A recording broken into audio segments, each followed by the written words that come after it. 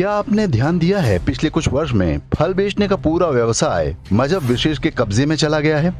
कुछ शहरों में अपवाद अवश्य होंगे, लेकिन बड़े शहरों में इसे स्पष्ट रूप में देखा जा सकता है।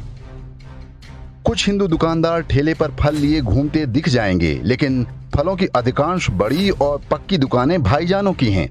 देसी विदेशी, मौसमी और बेमौसम फलों की पूरी रेंज मिल जाएगी। बहुत व्यवहार कुशल, मृदुभाषी और भाभी जी भाई साहबों के लिए स्पेशल डिस्काउंट देने वाले। लेकिन क्या आपने कभी जानने का प्रयास किया कि यह सब कैसे हुआ? क्या हिंदू फल बेचने का व्यवसाय नहीं करना चाहते?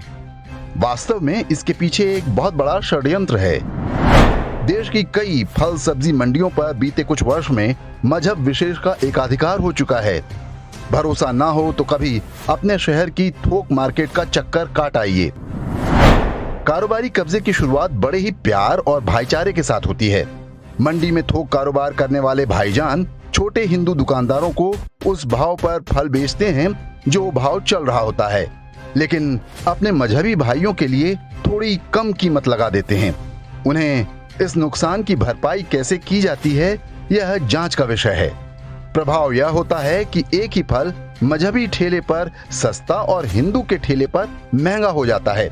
ग्राहक को सस्ते से मतलब होता है और वह हिंदू दुकानदार को कोसता हुआ चला जाता है और भाईजान की दुकान से खुशी खुशी फल खरीद लेता है। कुछ दिन संघर्ष करने के बाद हिंदू फल विक्रेता को अपनी दुकान बंद करनी पड़ती है। वह समझ भी नहीं पाता कि उसके साथ क्या खेला हुआ। पड़ोस का विक्रेता नुकसान उठाकर फल कैसे बेच रहा है। जब एक बार उसकी दुकान बंद हो जाती है तो भाईजान के फल फिर से बाजार भाव पर आ जाते हैं। फिर सारे मिलकर हिंदू ग्राहकों को ऊंचे दाम पर लूटते हैं। मंडी में जो सेब 50 रुपए किलो हो, फुटकर उसकी कीमत 100 से 200 रुपए तक कुछ भी हो सकती है। जैसे ही छोटी जगहों पर मुस्लिम फल विक्रेता स्थापित हो जाता है, वह बड़ी मंडियों में केवल मुसलमान व्यापारी से ही सामान खरीदता है। परिणाम यह कि मंडी में बैठे थोक हिंदू व्यापारी को भी कारोबार समेटकर कुछ और काम धंधा पकड़ना पड़ता है। कभी आपने सोचा कि जब अधिकांश फल और सब्जियां हिंदू उगाते हैं तो फिर उसके व्यापारी मुसलमान ही क्यों होते हैं? मंडी में होने वाली मजहबी गुटबाजी का अगला शिकार होता है किसान, जिसे अब उपज खरीदने के लिए ब्लैकमेल किया जाता है। मजबूरी में किसानों को अपनी सब्जियां सस्ते और औने पौने दाम पर बेचनी पड़ती हैं। यह किसी एक मंडी की कहानी नहीं है। दिल्ली, उत्तर प्रदेश, बिहार और मध्य प्रदेश के कई शहरों में यही हाल है। अधिकतर मंडी समितियों के अध्यक्ष हिंदू हैं, लेकिन वे पैसे या किसी अन्य लालच में चुप हैं।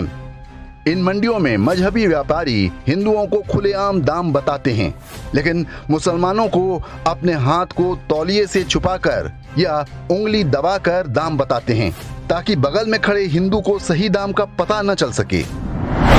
बाजार में किसी भी तरह की एकाधिकार गतिविधि कानून की दृष्टि में अपराध है। सरकारों और सरकारी अधिकारियों की नींद जब टूटेगी तब टूटेगी।